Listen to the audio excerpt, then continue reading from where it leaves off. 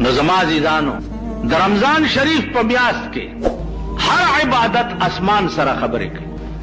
علما لیکي چې رمضان د هغه کاڼي نوم دی چې کوم کاڼی د چیلي د سر عمره دی او د جهنم په دې سر پروت دی.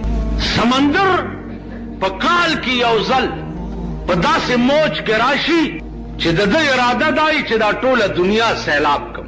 نو الله دا رمضان کاڼی ور مخامخ کی چې ور مخامخ کی یو چس ناری کی او دا رمضان کاڼی ټول سمندر اوچ کی. نو په دې میاشت رمضان نامه الله دې د پاره ایښې ده چې په دې 11 میاشتو کې دې څومره ګناه کړي الله د دې میاشتې په برکت ټوله ختم. نو عزیزانو عرض مې داو چې دې میاشتې لا ملا وتړی ختمونه پکې وکړي. امام ابو حنیفه رحمت الله علیه به د رمضان په میاشت کې 1 شپېته ختمونه کول.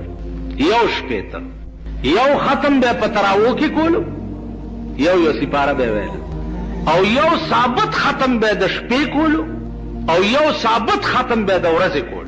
سهار نه به تر ماښامه پورې یو قرآن ختم، بیا به تراویح چې وکړي بیا به شروع شو نو تر سهار بانګه پورې به بل ختم وکړو. 40 کاله د ماسخوتن په اودس د سهار مونځ کړی. 40 کاله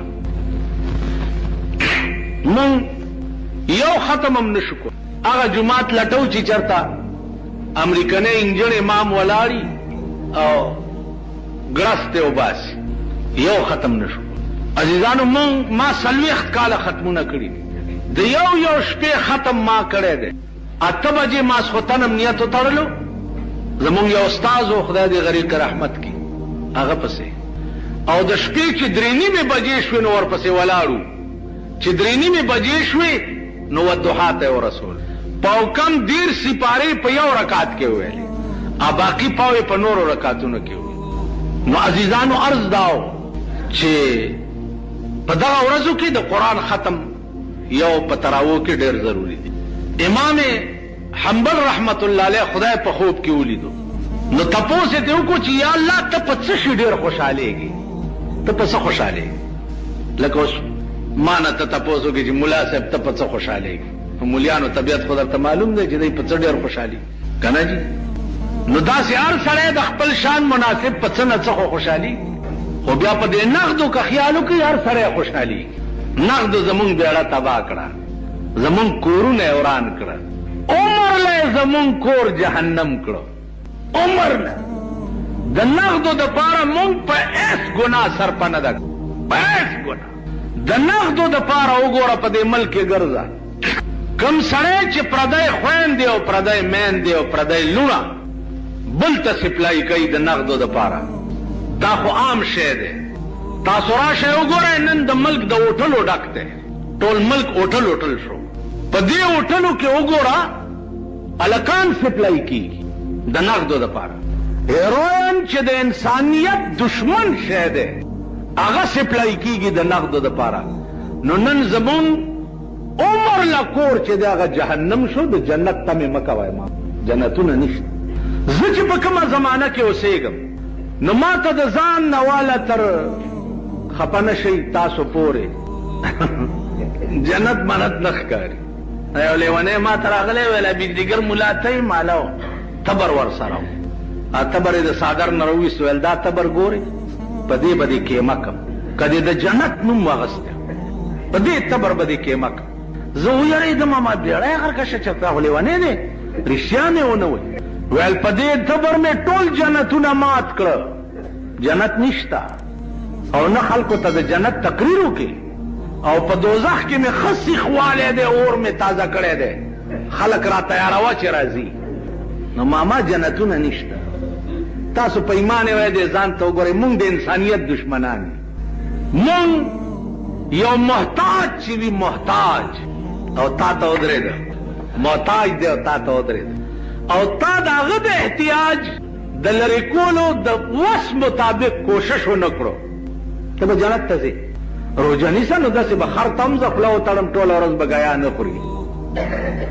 تپوس به کوې چې روژې میاشت راله، هسې نه چې څوک ماښامې بې ترکارۍ یا ماخامه بیرو جماعتی اونڈکی که پا محلا او پا کلی کی یو کور بیرو ٹھائے او بیرو جماعتی پاتے شو اللہ با پی دا ٹول کلے جہنم تبوزی دا ٹول کلے زپ زندگائی کے ودنو مدنو تنظم کدا پلار وادمیم نورزم وجہ صدا وجہ دادا چی یو زل پیخ شوے وما یو زل دا سے لین لگے دلے دے در اٹھائے نو یو سر تا منگا ناستیو لگ دا سے دا غور غور ملیان ناست او لاندے سر تا غریبان ناست نو ما چی یو نوڑائے اوچتا کا او دوے میں تا ملاس کولو چی دے درستخان تا میرستو کا تا نو آغا نورو خلقو تا تشیوری جی پرتیوی او زمونگ دے سائڈ باندے ڈونگے وے او پکی ترکارے او فلان دے لاس میں ہونی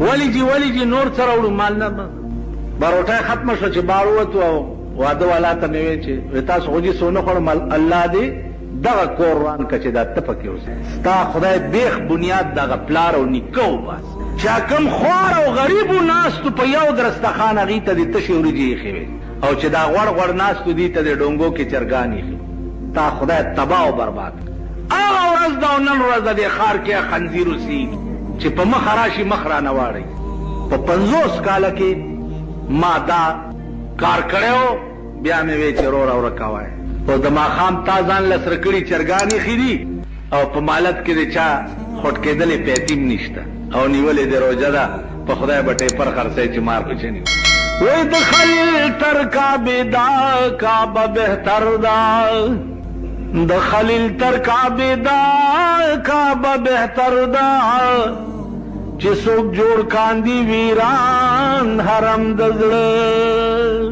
آغا دا ابراہیم علیہ السلام پا مکہ کی جوڑا کرے کعبہ چی دا داغین دا انسان پزلے کی چکم کعبہ دا داتی اچتا دا آغا کعبہ چی ورانا کنو اللہ پہ دمرا نخپا کی گنتی و بیلچی روالا او مکی تورشا و کعبہ ٹولا ورانا کا داغی دمرا گناہ ندا لکا دا چاز لدی چی بے گناہ ازار کرو دمرا گناہ ہے نن من قدم بیر تک موزران یو ظالمان یو قدم بیر دل ازار یو خب گورو چی زما دی حرکت نا دے سڑی تا دا تکلیف رست نو پخپل لگ دزارو گوٹ تیر کر بل تا تکلیف مرا سوا کر نازیمانو عزیزانو مونگ لڑمان و ماران یو دا چا ڈنگ چالا نور کو ٹک نور کو نو سپیخ ندی را باندے چی پیخ شی پا لڑم نو تماشای کوا چی 200 کالا دی ورطا چوریان اچولی کنا نو امم چی پا لڑم پیخ شی واللہ چی ٹک دل در دی نو تاسو مونگ لڑمان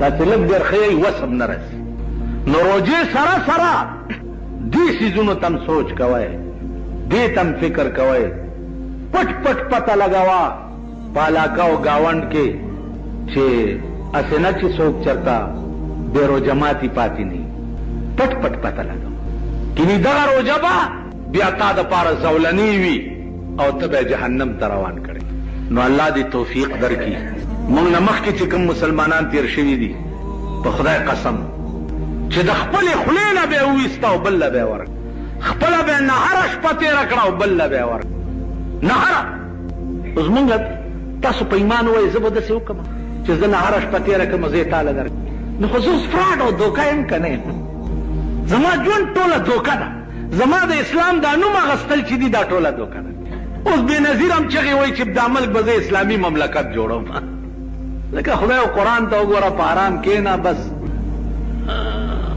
خلق راوستے کے نولے باچہی دا کوائے دا اسلام نوم چلاڑا او دا دمرا بیہودا قوم دے جی بے نظیری پا اسلام لفظ اغسطو بانم دید اس ابل اورجی دا دی پا جلسہ کی چگی والے کے دے صحبہ نعرہ رسالت یا رسول اللہ نعرہ حیدری یا علی دا دی پا جلسہ کی چگی والے کے تو تقریر خو بے تاسو لی دلی نو شاید سے ویو سے کولو سحالو دے قوم ورطا سکول نو اسلام زمون چے دے دا بالکل دا دغا حدیث مصداق دے رسول اللہ صلی اللہ علیہ وسلم فرمائی لی دی چے دا آخر زمانے اسلام چے دے دار چا پخلا کی بیوی دا مرائے نبخکتا نہیں نو زمونگ اسلام صرف پخلا کی دے دا مرائے نخکتا نہیں نو دخلے اسلام باندی با نہ جنت ملاوی گی اور نہ بخدای ملاوی گی اور نہ برسول ملاوی دخلے پہ اسلام بھائی سمجھ کی پاغه اسلام به ارس ملاویږي چا په زړه کې وي او زړونو نه زمونږ اسلام وته دی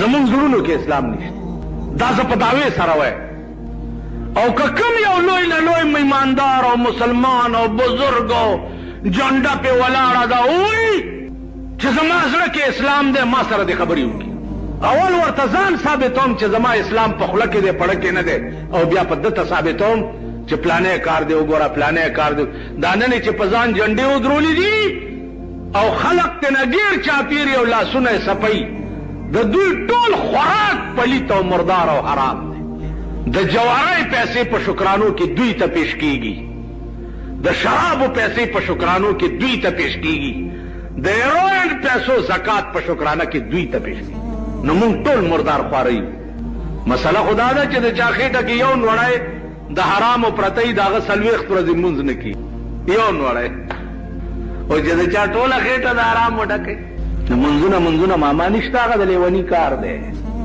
په دې تبر بدي کې مکم کا بیا دې د جنت نوم اغسته نو دا غلیونی خبره مې په دې اړه لیکلې او دا شعر مې وې چې د خدای په لوی کرم بکیږي په عقل ګرانه د زما د آشنا مینا که د خدای مهرباني وي خو څه بیړه بم پار شي او که په عقل وي او په قانون وي نو قانون په ذات کې مونږ یو قانون به مونږ جنت لو ته نه پریږدي په دې روزه کې خله قابو کوي څنګه روزه چې په خوراک سکاک ماتيږي دا سه روزه چې د بل د پاره کوې کني او د بل شیطانت کې او بل پسې بد وې په دې روزه ماتيږي جناب دې خبر پوهیږي د بعض ائمه دا مذهب دی چې د چا غیبت چې وکي په دې روزه ماتيږي نو غیبتونو نه ځان ساته امام حنبل خدای ته وی ته په څه خوشاليږي یا الله نو الله ورته چې حنبلا زما د خوشاله لوی شی چې د تلاوت القرآن دی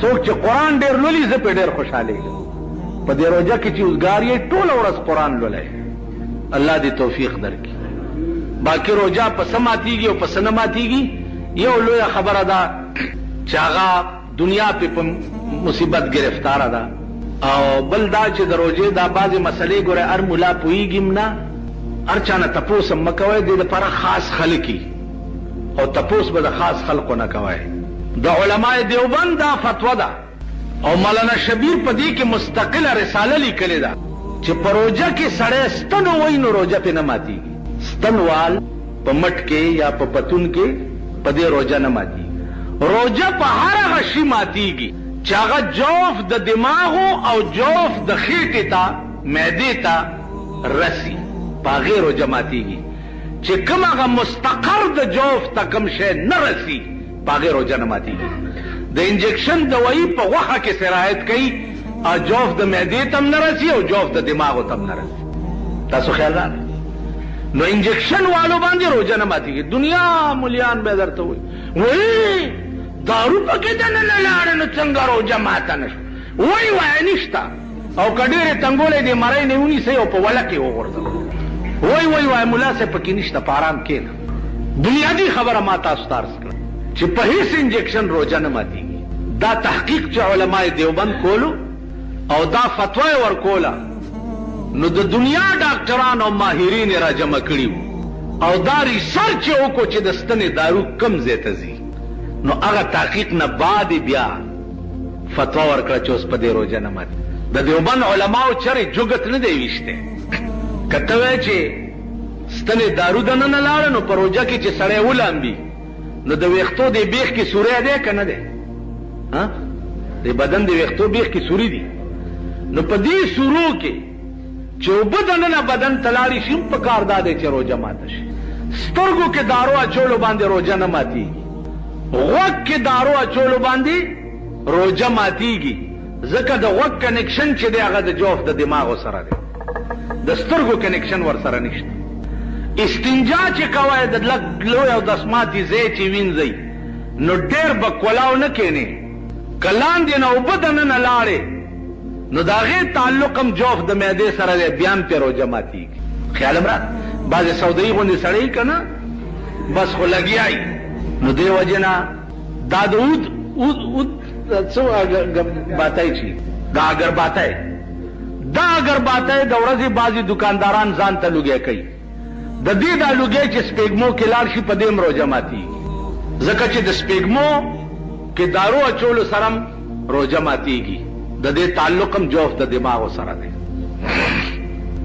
سپېلني لوګی کول ځان ته هغه لوګي چې لاړ شي اوس تاسو به دا وایي چې دا ښځې چې پخلی کوي او شنه لرګي وي او پوکي ورکوي او لوګی په پوزه کې ننوځي که نه کټوای پخوي یا روټۍ پخوي قربان د شریعت نشي ښځې معاف کړي دي چې که ښځه روټۍ پخوي روټۍ یا کټوای پخوي او د هغې په سپېږمو کې لوګي ننوته نو روژه پې نه ماتېږي ځکه هغه عذر دی یا د بعضې ښځې میړه چې دی د کلنکار بچی مالګه کمه ده او مالګه زیاته ده او مرچکی داسې دی او پلانې دی او دا بعضې سړی بار ګیدړي کور کې ښځو له زمرۍ خیر اوس ټول سړي ګیدړان دي که خیر اوس ښځې زمرۍ دي لاړئ د ممۍ بڼه یې کړئ اوس ښځې به داسې سورۍ ګرځي لکه اسپې هغه زمانې لاړې وی وہ دن گئے جو خلیل خان فاختہ اڑایا کرتے تھے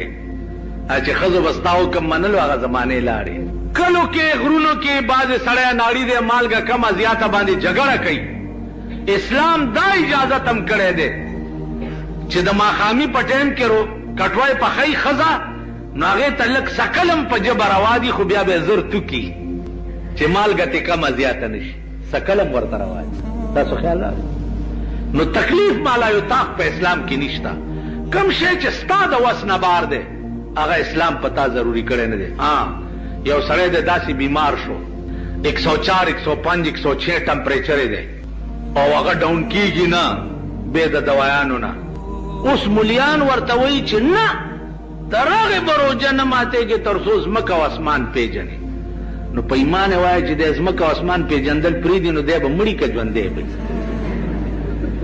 خو مړ به یې که نه چې ځمکه او اسمان پیژنې تر هغې روژه مه ماتوه نه نه ایماندار او نیک ډاکټر چې خپله روژهدار وي او هغه درته وایي چې بچیا که روژه دې ماته نه کړه نو نور خرابېږي نو د هغه په وینا به ټیک روژه ماته کړي چې جوړ شي روژې نه پس به دا روژه بیا ونیسي تاسو خیال را چې ځمکې او اسمان پیژنې او ځمکې او اسمان فرق کولی شي نو روژه به نه خورې دا هم زمونږ د بې علمۍ خبرې دي عزیزانو دې ته به هم لږ سوچ کوئ کم شی چې ستا د وش نه باري ستا په زړه خدای پوهې دی چې د روژې متعلق واورئ حضرت معاویه رضی الله تعالی عنه یو ورځې مونځ نه پاتې شو چې مونځ نه سهار جمع نه پاتې شو نو ټوله ورځ یې په ژړا تېره کړه چې سهار جمع رانه قضا نو الله ملایکو ته حکم وکړو چې معاویه ته یو په 15 زیات ثواب ولي د په جمع پسې وجړل بل سبا له شیطان د خپې نه وخوځولو چې پاسه د جمع وخت دی څوک یې ویل زه شیطان یم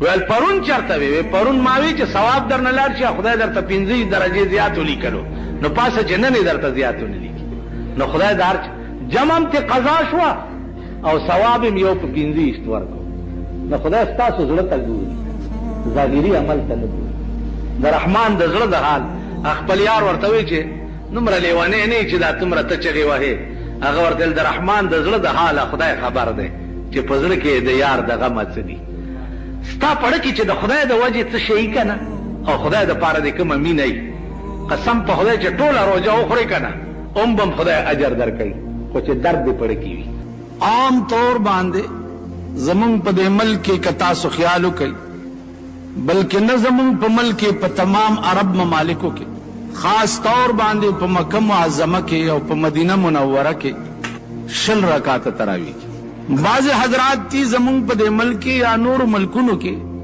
چې هغې 8 رکعاته تراویح منشا د اختلاف څه شی ده اسې په خبرو خو به پوهېږئ امید دی پوهې خلق یې ځکه چې ټول عمر الیکشن هم کړي دي دا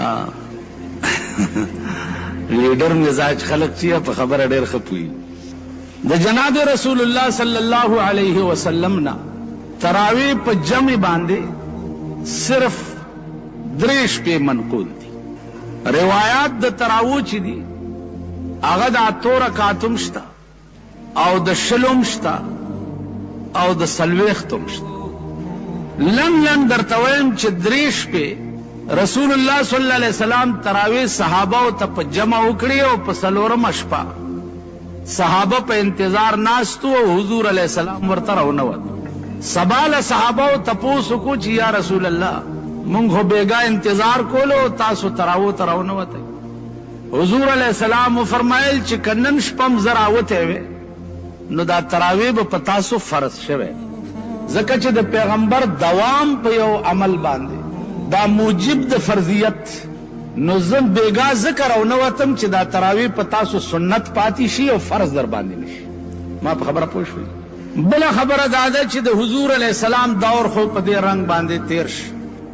د ابوبکر صدیق رضی الله تعالی عنه دور خلافت شو، هغه هم په دې رنگ باندې.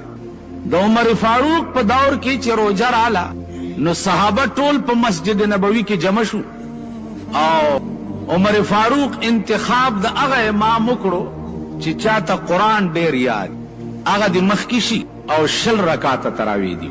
د عمر فاروق تمام دور خلافت چې دی هغه په 60 رکعاتو تراوی باندې تیر شي. اوس زمونږ په دې ملک کې کوم حضرات چې د 8 رکعاتو قائل دي نو هغې دا وایي چې د پیغمبر عمل د 8 رکعاتو او دا د 60 عمل چې دی دا د عمر فاروق.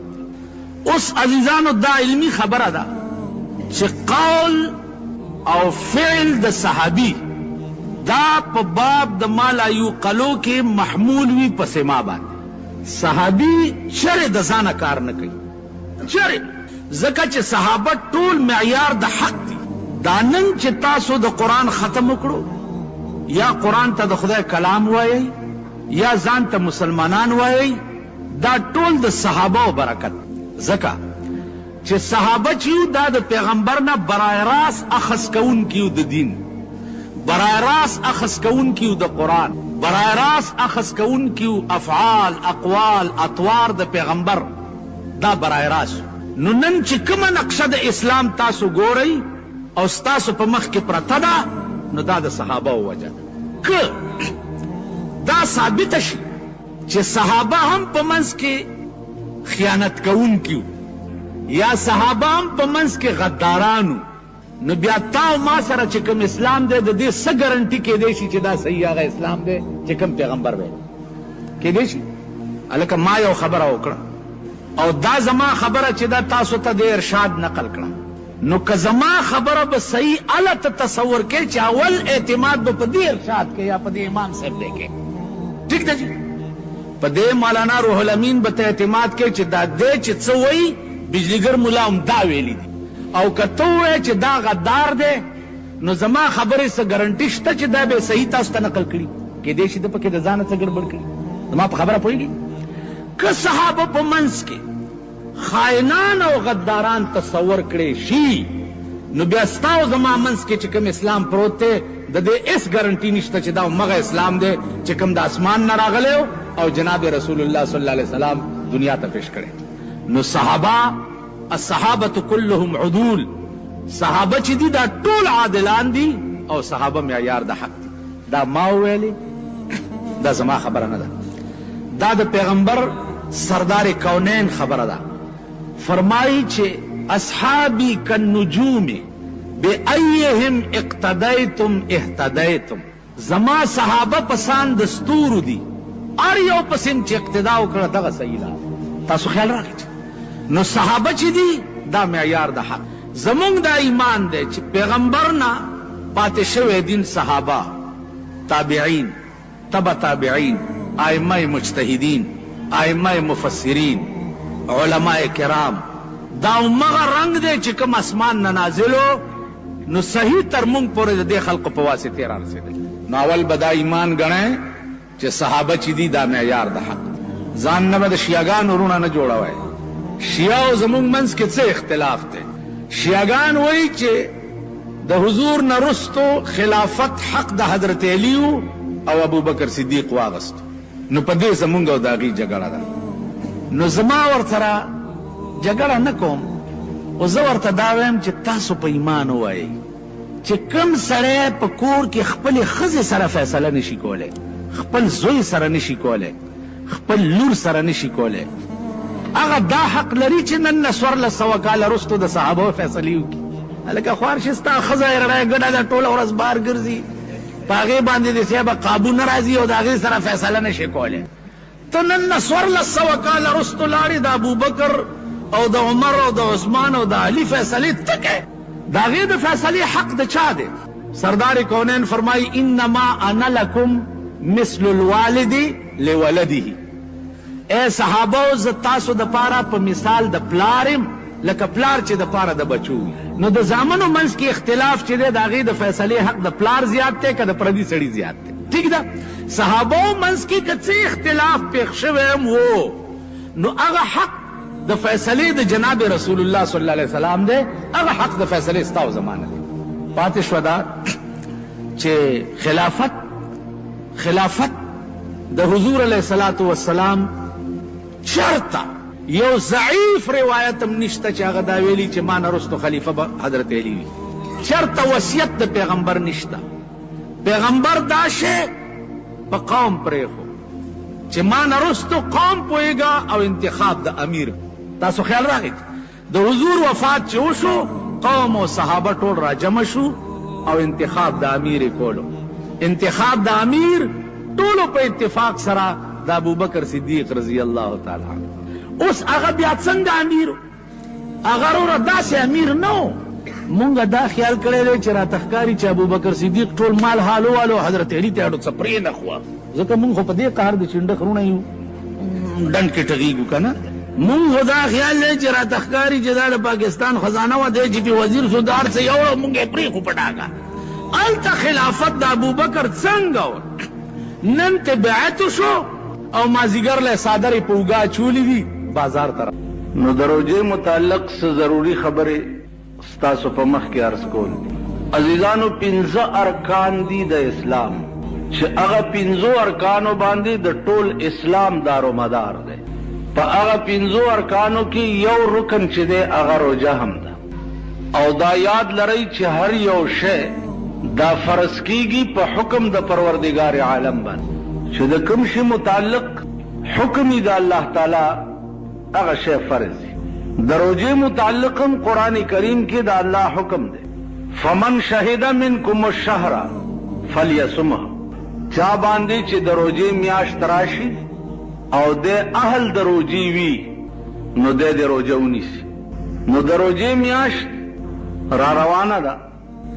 الله دې مونږ او تاسو ټولو ته د صحیح روژې نیولو توفیق نصیب وفرمایي.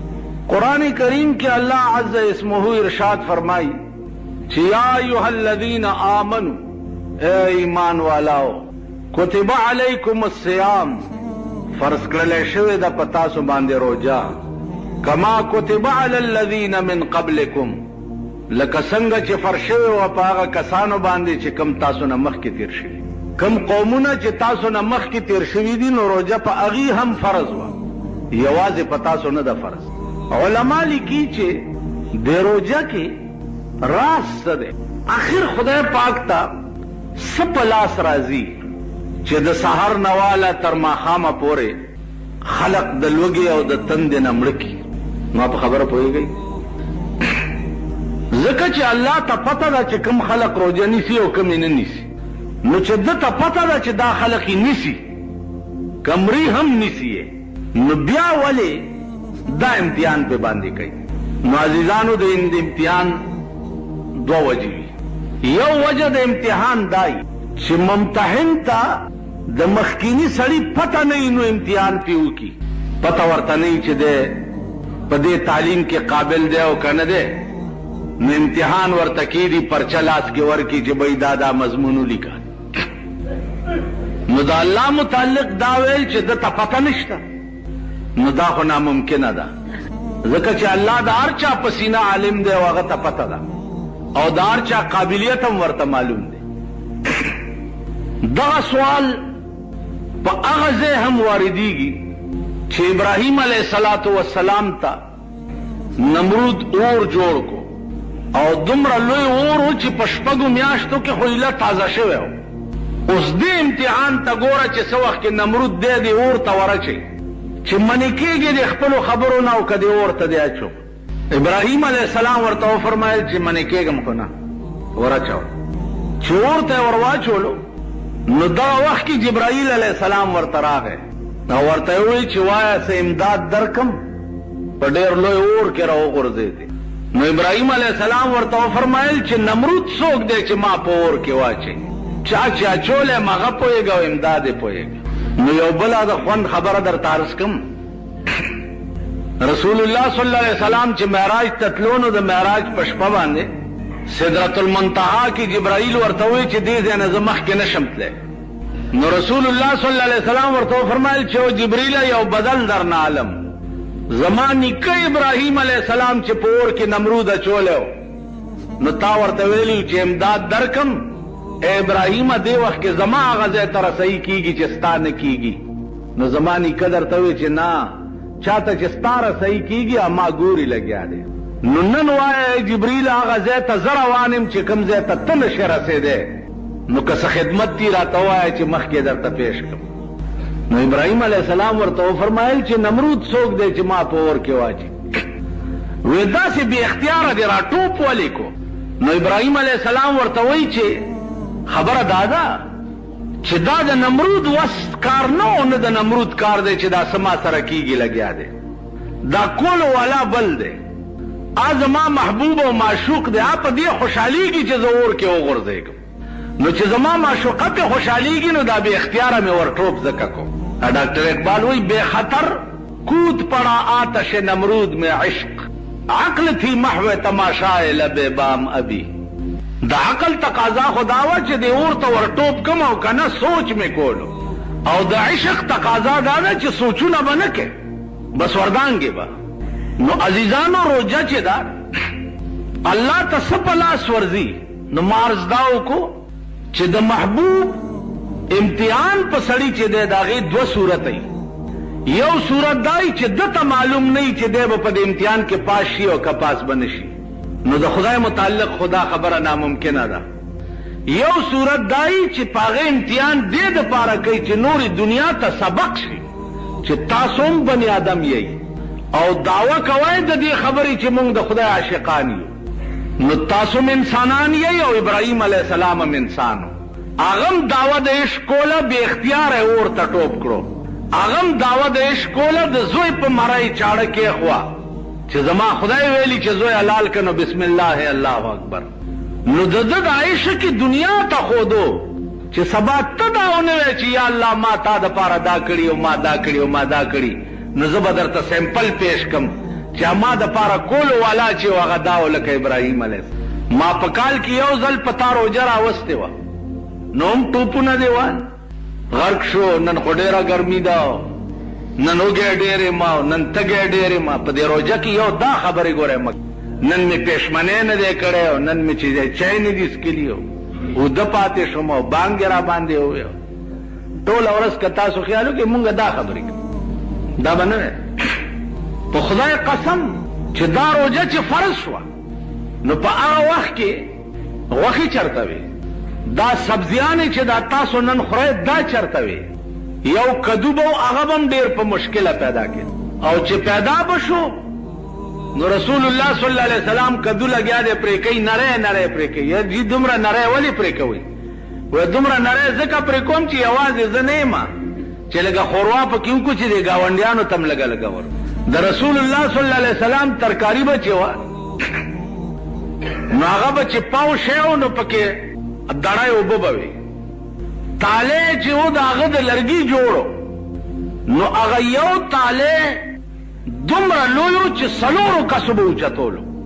څلور کسه چې اوچتئ اندازه وکړئ د دې نیم جومات هومره تالی به وي، نو هله به څلور کسه اوچتئ. نو دا دومره لوی تالی دې دپاره جوړ کړی و چې مونږ چې روټۍ خورو هسې نه چې چېرته غلام یا مریی یا مزدور دا رانه بار پاتې نه شي چې هم په دې تالي کې روټۍ وخورو. د جناب رسول الله صلی الله علیه وسلم عادت مبارک دا و چې یوازې به روټۍ نه خوړه، څومره ملګري غلامان خادمان مریونه دا ټول به ځان سره په یو تالي کې د دواړو کونو بادشاه دی او په روټۍ ورسره مریونه او خادمان ناست. نن چې د دوانو افسریم هغه نوکر ځان سره کېنئ یا ډرایور ځان سره په روټۍ کېنئ یا خدمتګار ځان توبه استغفار. او بیا لا چې خان نوابي په دې پاکستان کې وګورئ، دا پاکستان به خدای غرقوي نه. په دې هفته کې وګوره په ټول پاکستان غلې وورېدې، شلګونه کسان پکې مړ شو. یو علاقه داسې نه ده چې غلې پې نه ده ورېدلې. نو پرون مې چاته وی غلې لا څه کوي، اوس د آسماني د بل قهر انتظار کوئ چې کم قهر به در باندې وریږي، کم افت به در باندې وریږي. پخوا خو به دا و چې ښځه به ګډېده او سړو به یې تماشه کوله، اوس سړي ګډېږي او ښځه یې تماشه کوي. په شرمونو دا ملک و شرمېږه چې شرمېدلی به څه شرمېږي. پخوا به ښځه ګډېده او سړي به یې تماشې ته ناست، کم سړي به چې ښځې ته چیلم ډکوله بړواګان به یې ورته وي، او یا بړواګانو ته به یې چیلم ډکولو، مونږ به هغې پورې خندل چې بې غیرته ته څنګه پښتون ځان ته وایي. خدای دې بې خباسه ته بړواګانو ته چیلم ډکې. مونږ هلکوالي زمانه کې به دا ډېر تعجب ګڼلی. اوس ټول ملک ګډېږي، هر سړی کنجر او ډم دی. دا مونږ ګیرو والا چې نه ګډېږو، لږ دا څه ډیله میلم په مخ ولاړه دې نه شرمېږو که نه مونږ د ټولو نه زیات. تاسو وکته بله ورځ د قوم ګډه، بیا د قوم د ملک د اسمبلی ممبران ګډېږي. نو چې د کوم ملک پارلیمنٹ کنجر وي، د هغه ملک انجام بڅوي او د هغه ملک حال بڅوي. تاسو به نورې د ځان تماشې کوئ. نو عرض مې دا و چې روژه په دې ملک کې هم غریبو ته راغلې ده، سرمایدار روژې نه نیسي. پیغمبر فرمایلی دی الاسلام بدأ غریبا وسيعود كما بدأ فتوبى للغرباء.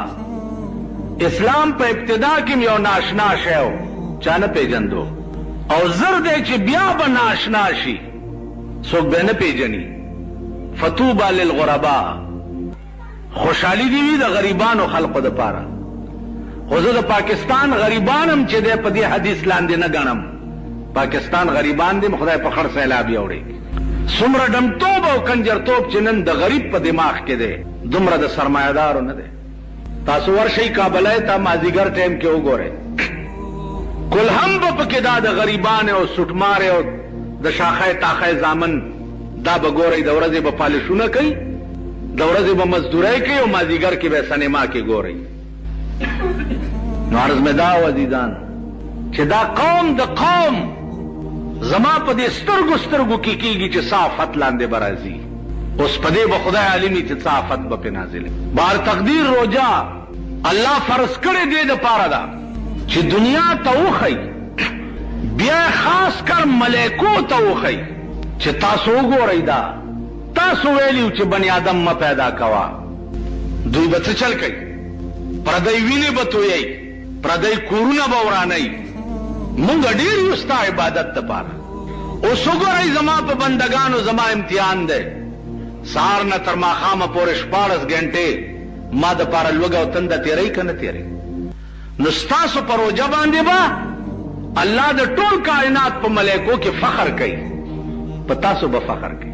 حدیث کې راځي چې د قیامت په ورځ جنت ته چې خلق ننوځي، یو دروازه ده، د هغې ریان نامه ده.